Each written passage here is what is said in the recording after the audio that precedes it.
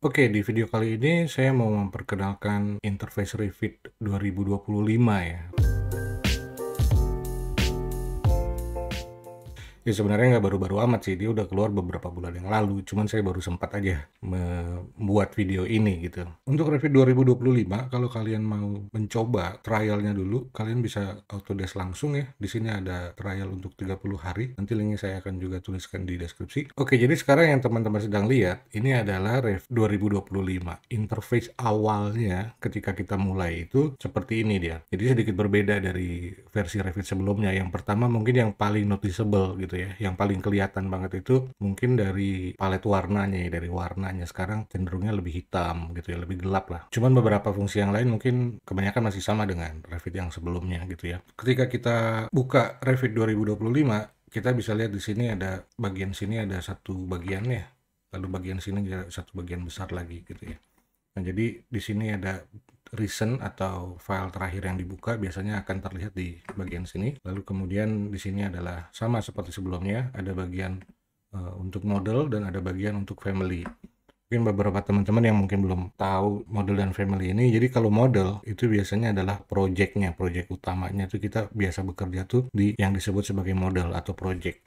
Sedangkan family itu komponen-komponen yang mensupport dalam pembuatan modeling di Revit gitu ya. Misalnya pintu atau jendela, curtain wall, dan hal-hal lain seperti itu. Jadi kalau misalnya kita mulai mau membuat sebuah project baru, kita akan klik yang ini, model ini ya, di model, new. Ketika kita klik, Revit akan menampilkan window ini. Di sini ada template file, lalu di sini ada create new project atau create project template.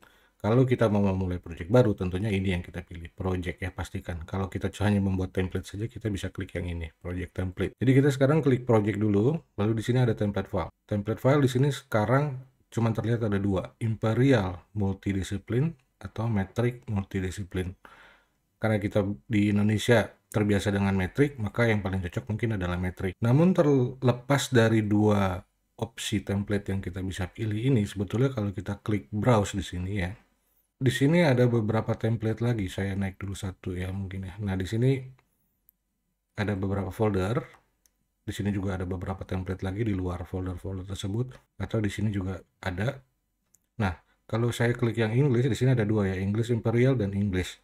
Kalau English Imperial tuh English yang menggunakan satuannya inci gitu ya, yang satuan imperial. Kalau yang English ini saja itu adalah satuan metrik. Jadi kalau kita klik ini metrik, di sini ada beberapa template tambahan lagi yang teman-teman bisa pilih sesuai dengan yang diperlukan gitu ya. Jadi teman-teman bisa pilih lah. Kayak misalnya sekarang saya mau coba default metric aja gitu ya. Coba kita klik default metric, lalu di sini menjadi default metric .rti ya. .rti. RTI itu berarti itu adalah file template. Jadi kalau Revit itu projectnya, extension belakangnya adalah RVT. Kalau template itu RTI, tapi nanti kalau kita bekerja di family atau membuat family baru, nama extension belakangnya untuk family itu adalah RFA ya, RFA gitu ya, berbeda jadi ya. Jadi teman-teman mungkin perlu tahu juga. Nah, di sini jadi ada sebuah template baru, default metric ya. Kita klik default metric lalu kita klik OK, maka kita akan masuk ke dalam file tersebut atau project tersebut. Di sini aja udah kelihatan bedanya. Ketika kita buka, nuansanya lebih gelap gitu ya dari Revit yang sebelumnya. Ini preferensi sih memang, tapi kalau saya sih saya lebih suka yang gelap seperti ini. Jadi dulu kalau misalnya kita menggunakan program AutoCAD mungkin lebih banyak gelap-gelap seperti ini kan ya. Oke, ininya sih sama ya. Kalau kita lihat di sini ada tab-tab di atas ini semua sama dengan tab yang sebelumnya di versi yang sebelumnya. Tapi kalau kalian lihat di sini ada di roots ya. Kalau di roots ini sebuah plugin aja yang saya masukkan ke dalam program ini gitu sebagai tambahan. Bahwa di sini juga sama. Jadi kita bisa klik masing-masing ini, maka icon-icon ini akan berkorespondensi terhadap tab di atasnya gitu ya. Jadi berbeda-beda sesuai dengan fungsinya yang diperlukan: insert, annotate, analyze, missing insight, collaborate, dan teman-temannya lah. Kita nggak bisa bahas satu-satu karena akan terlalu panjang dan terlalu lama. Saya cuma hanya memperkenalkan aja interface baru ini. Jadi di sini ada properties ya. Di sini ada window properties ya. Nih ya, window properties bisa saya copot. Kalau saya klik, saya drag, saya bisa masukin lagi balik ke dalam. Sifatnya seperti masih sama. Lalu di bawah tadi kan ada project browser ya. Project browser yang ini juga. Project browser kita bisa klik, drag keluar dari situ juga bisa. Kayak gitu ya. Di sini properties. Jadi ada dia juga ada tab, sistem tab seperti itu. Ini juga kita bisa pisah-pisah. gitu ya. Sesuai dengan yang kita mau. Biasanya sih kalau saya masukkan project browser di sebelah kanan. Di sini biar dia attach ke sini gitu ya. Lalu di sebelah kiri itu properties. Kalau saya biasanya seperti itu. Tapi balik lagi ini sih cuma preferensi aja gimana caranya kalian lebih mudah untuk mengerjakan file-file atau project di Revit. Jadi kalau seperti ini, tentunya di sini saya bisa melihat lebih banyak parameter dari atas ke bawah, dan di sebelah kanan juga saya bisa melihat lebih banyak hal gitu ya, lebih banyak item. Semua view, family, dan group dan sheet semuanya ada di sebelah kanan. Saya bisa akses lebih gampang lah. Lalu kemudian satu lagi, kalau teman-teman perhatikan di sini ada beberapa tab lagi nih di project browser. Jadi di sini ada gambar rumah ini, all, berarti dia akan memperlihatkan semua item ini, gitu ya, semua grup kategori ini gitu ya. Kalau saya ke sebelahnya, itu views, kalau saya klik, maka hanya views aja yang terlihat. Jadi kalau saya ke sebelahnya lagi legend, maka hanya item atau kategori legend aja yang terlihat. Di sebelah sini juga sama, schedule hanya memperlihatkan schedule saja. Sheets juga sama, hanya memperlihatkan sheet saja. Sebelah kanan lagi ada families, hanya memperlihatkan families saja. Di sini ada grup, kalau kita bikin grup nanti, di sini akan terlihat hanya grup saja, atau di sebelahnya lagi ada Revit link. Kalau menurut saya sih ini berguna banget, karena ketika nanti kita menggambar atau membuat project, biasanya view kita akan banyak sekali di sini, jadi tidak hanya sekedar ini. Dan ini akan jadi list yang panjang, hanya view saja, lalu ini semua jadinya akan turun ke bawah, jadi akhirnya kita akan scroll panjang ke bawah gitu. Namun dengan dipisahkan seperti ini, jadinya lebih gampang untuk menavigasi apapun yang kita perlukan. Jadi itu menurut saya satu hal yang menarik. Lalu satu hal lagi mungkin yang kalau teman-teman notice ya, sekarang di setiap views ini ada kotak ini nih di sebelah nama levelnya. Setiap level ada kotak ya. Dan sekarang warnanya itu putih. Maksudnya apa? Kalau misalnya katakan saja kita punya sebuah permodelan lah ya, misalnya di sini saya bikin denah, anggap aja lah ini denah dengan sebuah pintu lah ya, let's say pintu seperti itu. Lalu kemudian kita masukkan ke view, ke sheet gitu ya, ke sini ke sheet. Saya bikin dulu sheetnya, cepat aja, ini apapun lah ya. Nah ini misalnya sheetnya ya. Lalu si model ini saya mau masukkan ke sheet itu. Kalau saya kemari tadi, ya, yang adalah ini, saya bisa masukkan dia ke dalam view yang ini gitu ya. Misalnya dari sini level 1 tadi saya drag aja masuk kemari. Nah misalnya ini begitu ya. Nah ini adalah view tadi di dalam sheet ya. View ini di dalam sheet kita udah taruh. Misalnya anggaplah kita udah atur lah gitu ya. Ini kayak ini saya cuman iseng-iseng aja ngatur. Nah seperti ini. Perhatikan yang terjadi di sini, level 1 ini kotaknya menjadi warna biru muda ini nih sekarang. Berbeda dengan bawahnya ya, level 2. Ini di level 2 terlihat karena tingginya 8 meter ya, 8 meter. Sehingga kalau kita lihat dari tampaknya dia melebihi level 2. Jadi ketika di level 2 pun masih kelihatan. Namun di sini kotaknya masih putih aja.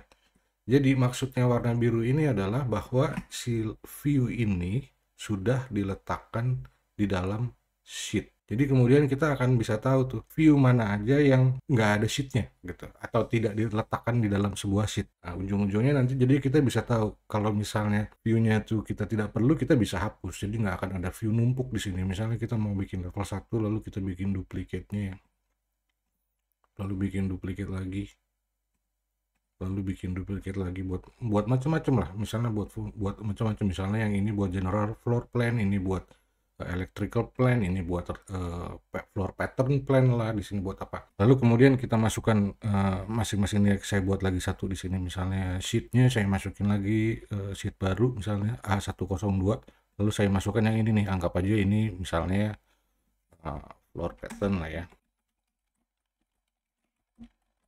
anggap aja floor pattern plan. Nah jadi ketika floor pattern plan saya masukkan kemari, dia juga jadi warna biru sama dengan level 1 yang di sini. Jadi di sini misalnya namanya di sini kita ganti aja misalnya general floor plan. Lalu yang bawah tadi nih kita ganti jadi floor pattern plan. Jadi kita bisa tahu view mana yang sudah dimasukkan ke dalam sheet dan view mana yang tidak. Sehingga kalau saya pikir ini sudah tidak perlu, ya saya bisa hapus saja, karena makin banyak view tentunya si review juga akan menjadi berat. Jadi kita juga mesti perhatikan itu tuh. Ketika kita makin lama bekerja dalam sebuah project, lalu project itu akan banyak itemnya, modelingnya, makin lama tentunya akan makin berat. Jadi sejalan dengan berjalannya project, kita juga mesti perhatikan bagaimana file review tersebut tidak menjadi terlalu berat. Terlepas dari itu, sebetulnya ada lagi di sini mengenai topografi ya. Kalau topografi di sini, kalau teman-teman perhatikan, sekarang di sini disebutnya topo solid. Mungkin saya akan bahas ini di video yang lain ya, karena spesifik dan terlalu panjang nantinya. Kemudian kalau kita ke view ya, view di sini ada yang disebut di paling pojok kanan nih, canvas theme atau shortcutnya CA ya. CA ini kalau saya tekan, maka di sini berubah menjadi warna putih gitu. Jadi kalau misalnya teman-teman merasa aduh gelap banget bro, ya kalian bisa ganti ini menjadi kanvasnya menjadi warna putih, atau bidang kerjanya menjadi warna putih. Namun perhatikan di sekelilingnya akan tetap punya template warna gelap tadi gitu ya. Di sini ada user interface ya, itu juga sama seperti yang sebelumnya. Di sini ada juga integrasi dengan Twinmotion. Ini juga menarik nih. Twinmotion itu untuk rendering ya. Lalu berikutnya fitur yang menurut saya cukup berguna dan menarik itu di sheet. Jadi sekarang kalau di sheet ini ya, kita bisa klik kanan, lalu di sini ada yang disebut sebagai sheet collection. Sheet collection ini kalau kita klik, kita jadi bisa membuat koleksi untuk sheet-sheet mungkin berdasarkan keperluan tertentu. Contohnya, misalnya sheet collection ini saya akan sebut sebagai floor tender. Jadi gambar-gambar yang ada di sheet ini dimaksudkan untuk gambar hanya untuk tender aja. Jadi saya bisa klik misalnya general floor plan ini, sheet yang general floor plan, saya bisa klik, drag, lalu masuk ke dalam folder ini. Ini berguna sekali karena di semua sheet kita maksudkan untuk kebutuhan tertentu, dan kebutuhannya biasanya berbeda-beda. Ada yang untuk tender, ada yang untuk for construction, ada yang untuk perizinan misalnya. Jadi misalnya saya bisa buat lagi di sini, kalau saya klik kanan di sini lagi, misalnya saya buat untuk keperluan for permit atau buat perizinan. Nah, jadi sheet-sheet yang kita siapkan untuk perizinan kita bisa masukkan ke situ gitu ya. Jadi sekarang saya punya dua nih, sheet untuk keperluan perizinan atau for permit, satu lagi buat tender misalnya seperti itu. Jadi ini adalah satu feature baru juga dari review 2025 yang cukup menarik ya. Kemudian kita masuk ke fungsi yang baru untuk wall ya. Kalau fungsi yang baru untuk wall, kalau saya klik di sini ya, wall ya, kita masuk ke fungsi wall. Misalnya saya buat tipe wall yang baru ya, sini saya duplikat aja, atau saya ambil salah satu dulu, misalnya dari sini, lalu saya duplikat ini menjadi blockwork 150 lah, anggap misalnya. Lalu di sini saya ganti 25, ini jadi 25. Jadi fungsi yang baru dari Revit yang berhubungan sama wall yang menurut saya menarik adalah mengenai join di ujung-ujung daripada si wall ini sekarang yang bisa di adjust on the fly langsung gitu ya. Jadi misalnya kalau kita klik ini kan sekarang saya matikan dulu ketebalan garisnya seperti ini ya. Jadi di ujungnya wall ini sekarang tidak nutup. Nah, kalau misalnya kita klik di sini, lalu di sini ada pilihan wrapping at ends. Di sini memang pilihannya sedang none. Tapi kalau kita ganti menjadi entah eksterior atau interior, mungkin dalam hal ini saya masukin interior, apply, maka bagian ujungnya akan nutup. Jadi finishingnya akan berputar begitu ya, menutupi si dinding tersebut. Secara tampilan akan seperti ini, plasteringnya akan seperti itu. Nah, kalau kita klik sekarang, ada warna merah ini nih di dinding. Jadi kalau kita klik lalu kita highlight ini, di sini maksudnya disallow join, atau di sebelah kanannya disallow end wrapping. Jadi kalau saya klik di sini end wrappingnya atau ujung penutup ini, saya bisa klik lalu dia jadi berubah jadi seperti ini. Kalau saya klik lagi, dia bisa nutup wrappingnya. Jadi ini menurut saya juga menarik. Lalu di sini ada disallow join. Kalau dinding ini saya teruskan kemari, kena dinding yang lain, maka dia secara otomatis kan nyambung ya, secara sambungan gitu ya, plaster sama plaster, struktur sama struktur, jadi seperti ini. Tapi kalau saya klik lalu saya disallow join, maka dia akan lepas. Saya klik lagi, maka dia akan nyambung. Jadi kalau ini saya panjangkan ke sini misalnya, lalu saya buat satu lagi, nah seperti ini. Yang di sini kalau saya klik ini, tentunya nggak ada hubungan ya, karena dia tidak berhubungan dengan ujungnya. Ya, sama aja kan. Tapi kalau misalnya saya klik di sini sehingga dia menyatu seperti ini, baru saya klik, maka kita bisa mengatur apakah mau di join apa tidak gitu. Itu juga menurut saya menarik. Kalau untuk situasi seperti ini, kalau kita mau join, mungkin kita bisa pakai yang ini join dari sini dan sini kita join gitu ya. Jadi itu juga salah satu yang menarik yang baru dari Revit 2025. Oke, lalu berikutnya yang masih terkait sama dinding. Jadi kalau kita klik bagian wall tadi, di sini ada opsi baru auto join dan auto join and lock. Jadi ada dua ya, ada dua yang baru ini. Maksudnya gimana? Kalau misalnya saya membuat sebuah dinding baru, lalu kita membuat dinding di atasnya sini gitu ya, di depannya dinding ini misalnya ada lapisan lagi. Anggaplah misalnya ini ya, sekarang basic wall interior 79 mm partition ini, lalu saya membuat dia di depannya sini. Kalau misalnya ini saya ganti dulu menjadi finish face exterior, si apa namanya yang sumbunya dari dinding ini. Jadi sekarang kalau saya klik di sini lalu saya spacebar, kalau ini tidak diklik maka joinnya akan seperti ini ya, antara dinding ini dan dinding ini. Tapi kalau misalnya ini saya klik auto join, misalnya di bagian lain ya, di sini saya buat dinding baru, maka dia akan join secara otomatis dengan dinding tersebut gitu ya. Itu satu. Lalu kalau misalnya ada pintu, let's say kita buat di sini sebuah pintu ya, lalu kita buat lagi dinding baru ya, kita buat dinding baru. Kalau misalnya ini tidak diklik dan kita buat dinding baru melintas ke pintu ini, maka yang terjadi adalah seperti ini ya. Jadi dia tidak respect dengan lubang pintu yang sebelumnya dibuat di dinding yang ini gitu ya. Ini saya delete lagi. Kalau misalnya saya buat dinding baru dengan klik auto join ini, ketika dia melintas pintu tersebut seperti ini, maka secara otomatis dia akan terpotong. Ini berdasarkan pengalaman ini sangat berguna sekali sih. Jadi soalnya biasanya ketika kita membuat dinding, bukan hanya dinding itu saja hasil akhirnya. Biasanya kita akan membuat lapisan lagi di depannya, seperti batu atau apapun. Dan ketika melintas pintu seperti ini, kita mau diikutan terpotong gitu ya. Nah itu yang salah satu fungsi yang menurut saya sangat berguna sekali di Revit yang baru ini. Lalu yang lain lagi tadi kan kita lihat di sini ada auto join and lock ya. Jadi kalau misalnya dinding ini bergeser, misalnya saya klik lalu saya geser, maka dinding yang tadi nempel di sini itu juga dia tidak ikut bergeser teman-teman gitu ya. Tapi kalau misalnya saya undo dulu lalu saya buat dinding baru tadi dengan auto join and lock-nya kita klik, lalu saya buat dinding baru di depannya sini seperti ini, selain dia memotong lubang pintu juga, ketika dia digeser maka dia akan lock ke dinding ini sehingga ini akan tetap berlubang gitu ya, dia mengikuti. Oke guys, jadi sebetulnya masih banyak lagi yang saya mau bahas untuk feature-feature baru Revit 2025, tapi mungkin sampai sini dulu, saya nggak mau videonya terlalu lama. Nanti kita bisa bahas fungsi-fungsi atau feature-feature baru yang di Revit 2025 ini di video-video selanjutnya.